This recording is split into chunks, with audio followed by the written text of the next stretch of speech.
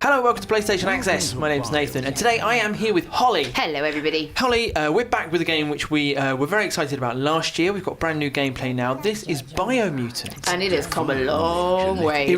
I went back and watched the old videos to help me sort of refresh and prepare to make this one with you, and I was like, oh, damn. Like you said earlier on, we must have got the code for last year really early. Yeah, I think that they were showing it slightly. I think it got more attention than they perhaps expected, and so they have. But that's driven them on. That's what they were saying today. Oh, this looks great. Explain. Even this has changed. So this is the character customization. Now, if you go back and watch our old video, you can see even how far this has come on. Not just in terms of graphics, but like how the stats are on the right-hand side.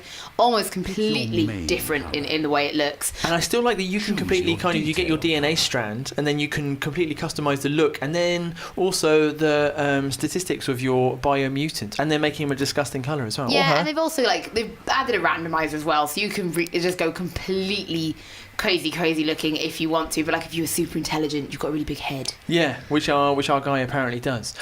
So yeah, like we said. Things have moved on since the videos, which you can watch on the channel from last year. This build was in. It's still. They, wanted us to stress again. We're still a long way from finished.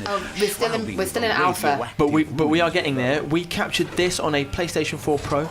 Yeah, which they literally turned up and they were like, no one's really allowed capture. But we bought this PlayStation 4 with us in our hand luggage just for you guys. Which was really kind of them. Yeah. So thank you for that. And what they were saying was, in as much as they could in a demo on a show floor, because we are at Gamescom, and these things have to be a bit more directed, but they wanted to show last year's gameplay was quite linear, and this is a bit more, hey, have a look at the open world. Yeah, so when we saw it last year, it was behind closed doors. They were showing things like how the weapon crafting and mutations work.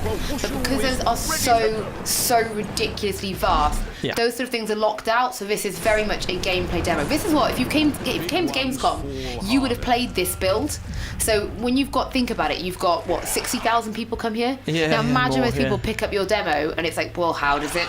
I know. I spent 30 minutes making a gun, and now I don't know what's happened. Exactly. So this is a very closed-off demo, but we are seeing lots and lots of action, basically. So what I thought was interesting here, I don't know how these things are procedurally decided, but in this area of the open world, in this particular kind of version of the world, there's a radiation contamination warning. Yeah. Now, for example, this could be my world. Yeah. And then in your world, when it loads, although the map is the same, so you'll be in this area, yours could be frozen, for example. Yes. And what you can see in the bottom left-hand corner, we've now got a radiation warning. Ticker. And that is starting to tick up. What percentage? Then when this percentage reaches 100, it's a death. Indeed. So you could, for example, have a hazmat suit. Yep. And if it was cold, you can wear warmer clothes. Yeah, warmer clothes. So, it'll all be slightly different, but it'll be in the same area. So this is a little tribe. There are several. There are six tribes specifically in the game. This is one of them. And they're trying to capture this, fluff Hulk. Yes, because they want his fur. Now, because this is a radioactive environment, he is a radioactive fluff Hulk. Right. Yeah. No, that makes. You see him spit the radioactive. Yeah. That makes loads of sense to me. And do you know what?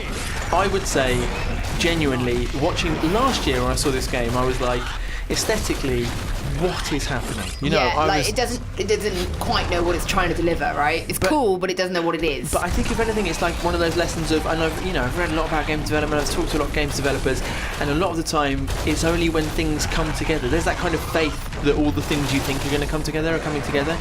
And here now you kind of see like the cutesiness of this game and the narration, the kind of like almost, like Jackanory style narration, real kind of British bedtime flavour to it.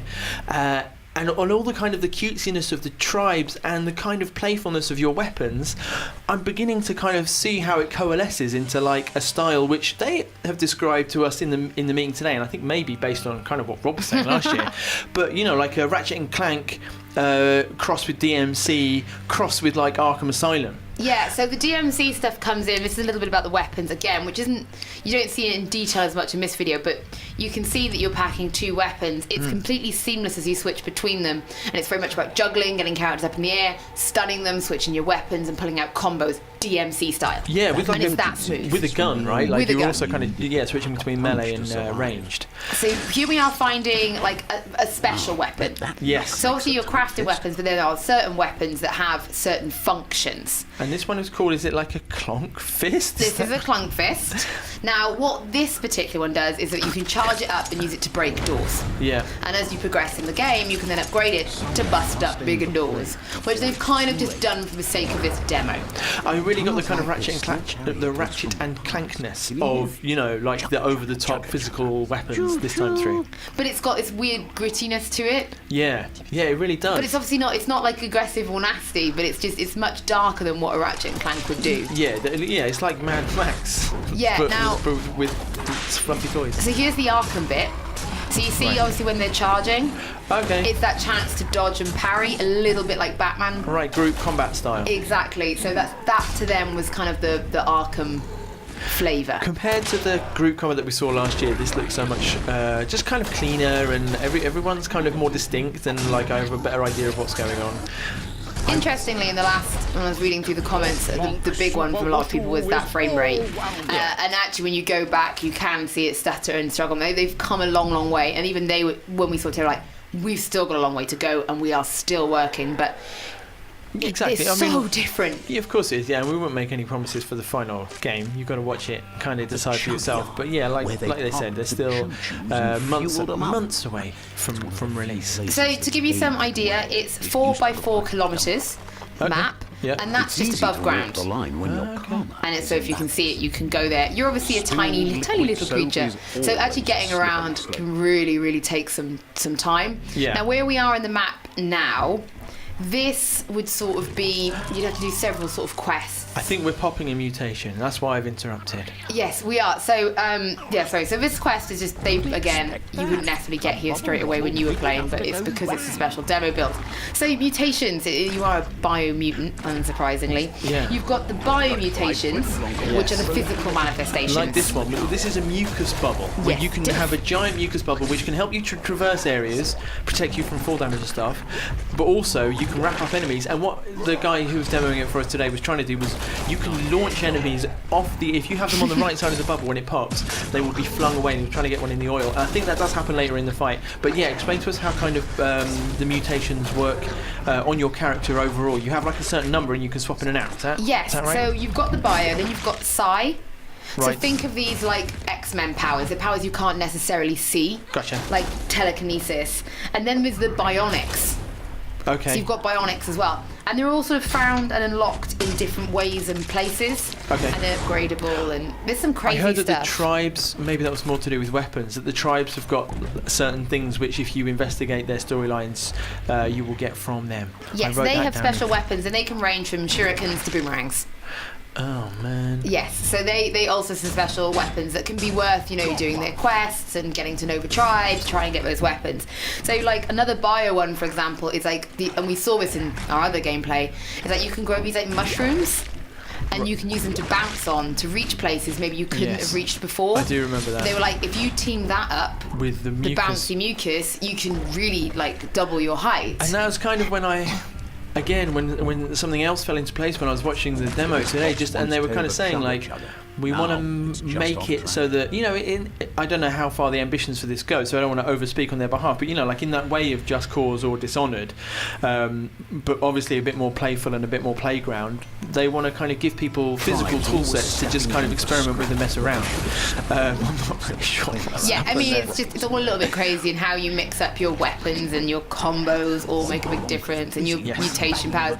So here was like the clunk fist as well. I love this. It had me actually laughing out loud. This was amazing.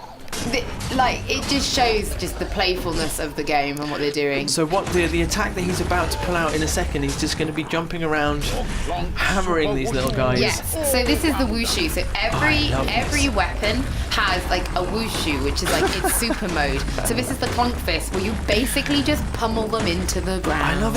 I love it. It's like going camping and putting my tent up. But Wow. with But with like bad a clunk guys. fist and Yeah, with a tribe of little fluffy things. then he's just blown himself up, so it's fine. So this is one of those big yellow doors, so once your clunk fist upgrade, you'll be able to get through it, but they've just done it for the sake of the demo. Gotcha. Because otherwise people are just not going to be able to get anywhere. Yeah. But you'd need to upgrade to break a big yellow door open. Yeah, okay. And we're gonna, I guess the demo, I know where it goes because I saw it. We should probably give a bit of background though as to what's happened with this world in general. Okay, so you're in a post-apocalyptic world where like oil has kind of seeped through and is killing everything. Yeah. The Tree of Life actually sits at the centre of this world, and the Tree of Life is dying. If the Tree of Life dies, that's it. The world as we know will cease to exist and everything's awful. So we're trying to cleanse the Tree of Life. Yeah. So when I last caught up with them, they were like, the Tree of Life has 5 roots and there's 5 parts to each root.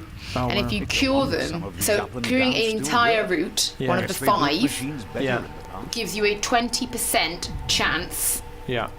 of winning, like healing the world. Well, that makes sense. So you could just do one and then go to to go for completion, and then Yeah. the game will literally roll like RNG style and be like, well, you've got a 20% chance of Right. saving the world. Yeah. So the more you do, the more the percentage that you will save people. However, you don't have to even do that. Okay. You can just be like, no, I don't want to save anyone. Like, screw you guys, and just literally finish the game with 0%. Ah, the Rob finisher. The Rob finisher. There's also a karma system in the game. Yeah. So when you are talking to people, there is a karma system. They're very black and white on their karma system. It's not, the witch is a little bit like, which is really the good choice. Yeah, I did And not then like intend Mass for this to Effect happen. is like the old red and blue. Yes. Love an old red and blue system. Yeah. But the karma can affect a lot of things, like how the tribe see you and interact with you. Right. However, and they did stress this, they do not lock out content. Right, okay. So if you've got bad karma, there aren't places you can't go. There aren't quests you won't be able to have. Gotcha. They're not going to lock you out for wanting to play like Rob. Right. That's good news for Rob, anyway. It is good news for Rob.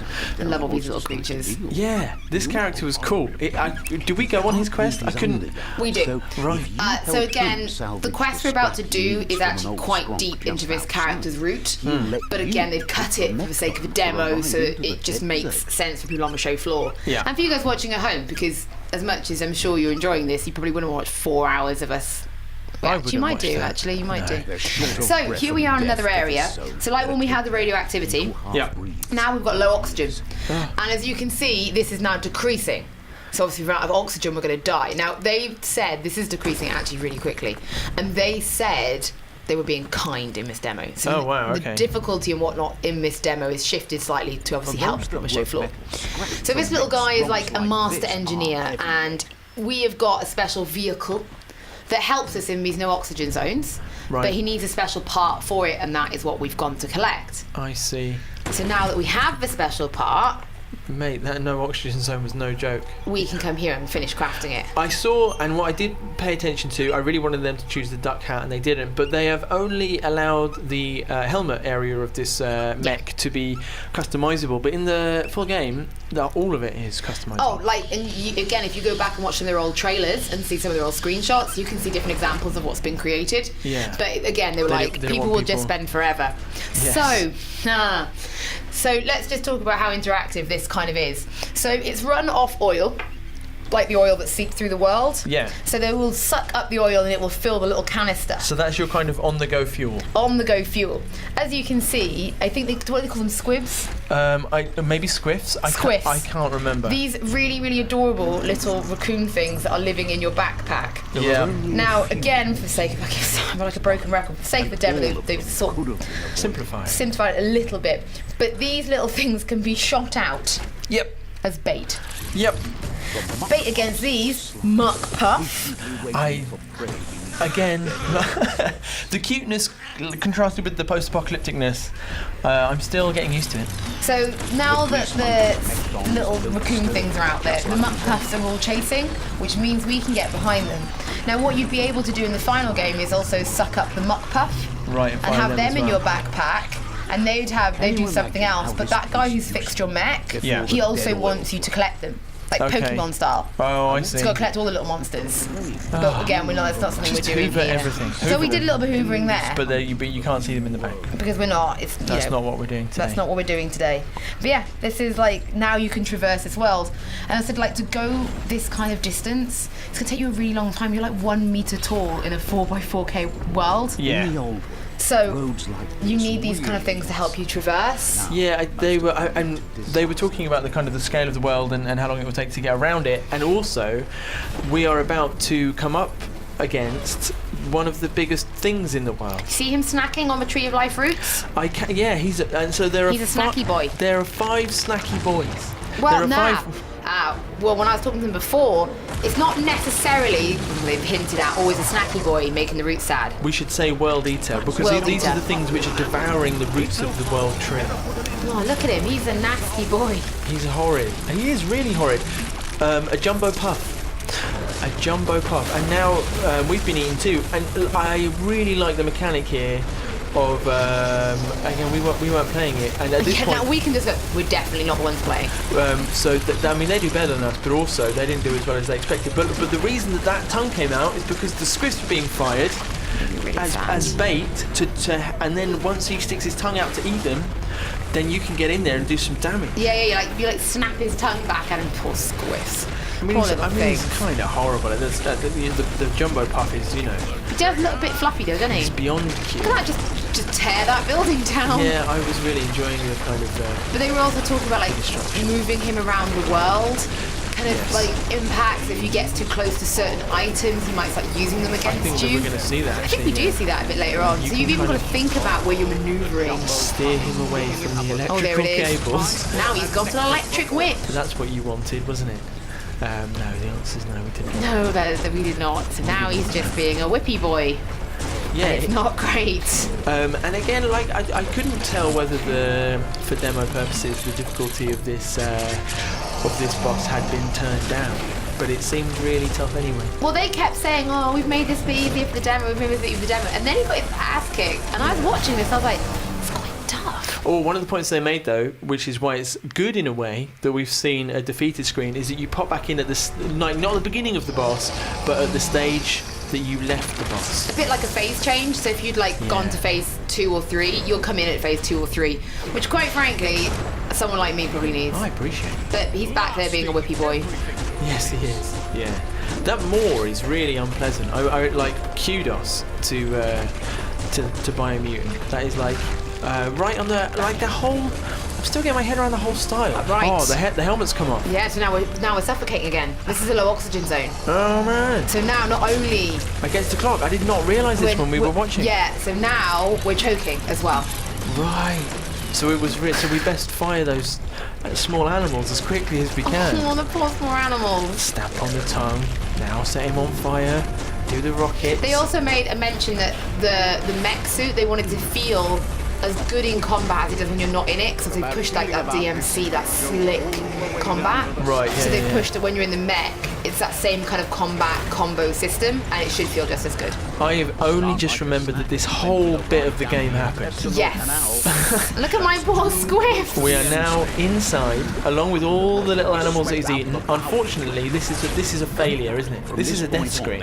We have been digested and partially re-ingested there into the yeah, world. I forgot ether. this happened. I was like, is this just some strange twist in this boss battle? Where I thought that as well. They were like, oh, that's a game over. But that's and I was sort of glad. I didn't want to have to re-enter the boss from any other angle. So there's plenty of goop.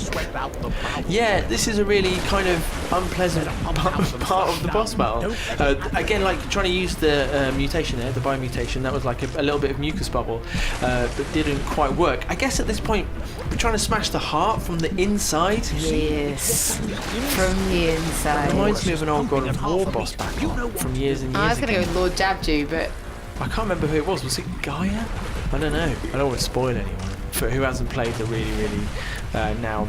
Quite a long time ago, God of War. The thing with boss battles, it's always really interesting to see how you're going to handle the phase changes. Yeah. And this one's just mental. Like, it just wasn't ready to be swallowed by it. No, and I like that this game goes in directions that I would not have expected. Like that one there that we just saw. All of this really is extremely unusual, and that is part of its charm. And it's really interesting to see how it comes together with the kind of the gameplay which was nascent, when we last saw the game. I think after this. So that's obviously like the root of the world tree is kind of a bit healthier now. Yay! And we've done some good. And what we're going to see now is just like a kind of montage. A trailer to play us out with some kind of other gameplay elements and some things that may make a bit more sense, having like heard us talk about the rest of the game. Look how lush that looks. And like obviously different builds, different outfits. Oh, the outfits you can powers. go crazy on as well. There's some insane stuff, and it can affect your stats too. Yeah, mounts help you get around the massive world they've made. Is that like a super donkey? And also a hint that perhaps one of the areas that you investigate to get to another one of the world eaters will be submerged. Yes. Which I liked a lot. Look at all the different colour ones. I know. And where's Tinker Tonk? Yeah, and you were kind of saying about the characters really reminding you of like old school platforming. Yeah. And I think that's so very, very true. Yeah, like it was just that really kind of 90s vibe, but made darker and more modern. Yeah. Yeah, it's sort of odd and kind of like almost trollish, Scandinavian, folky. It's a very interesting mix. Yeah, I'm not sure. Can you ride a rocket, or you just send other people to be blown up on the rockets? But here's the submerged section, another kind of vehicle that you can. Yeah, so one of the world eaters is down there. You can see this is like a modified. That's basically what we were in, but much more. Sucking up loads of oil. They were saying one of the world eaters might, be on top of a building as well, so if we were to fly up.